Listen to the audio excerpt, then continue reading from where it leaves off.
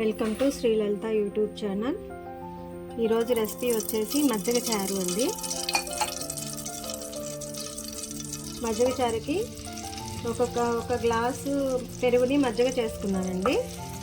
ఒక గ్లాసు పెరుగుకి దాదాపు ఒక 3 గ్లాసుల వరకు పలుచగా మజ్జిగ చేసుకున్నాను. అంటే మరీ చిక్కగా కాదు, మరీ పలుచగా కాదండి. ఈ పచ్చిమిర్చి బాగా వేగాలండి నూనెలో. జీలకర్ర వేసుకున్నామండి, కరివేపాకు,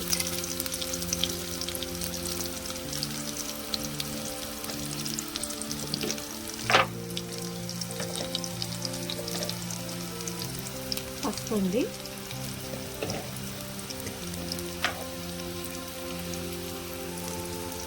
సాల్ట్ కూడా వేసుకుందాం. నేను ఇంతకుముందు కూడా వీడియోలో చెప్పానండి, పెరుగు పచ్చడికి కూడా తాలింపులు పెరుగు వేయొద్దండి. పెరుగు వేడి చేయొద్దు, అసలు పెరుగైనా మజ్జిగైనా.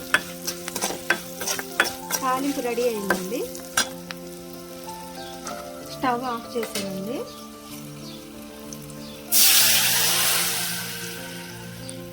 మజ్జిగ వేసుకుందాం. పెరుగైనా మజ్జిగైనా వేడి చేయొద్దండి.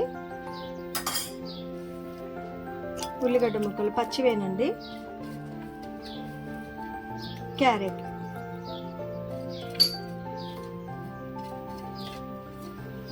కొత్తిమీర, పుదీనా ఉంటే వేసుకోవచ్చండి. నా దగ్గర అవైలబుల్ లేదు, అందుకని వేయట్లేదు.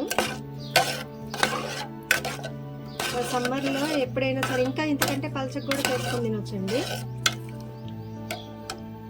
మజ్జిగ చారు రెడీ అండి. మనం వేరే బౌల్లోకి టేస్టీ మజ్జిగ చారు రెడీ అండి. ఇంకా ఇంతేనండి. దీంట్లో పైన కొత్తిమీర, పుదీనా ఉంటే కూడా యాడ్ చేసుకోవచ్చు, నేను చేయలేదు.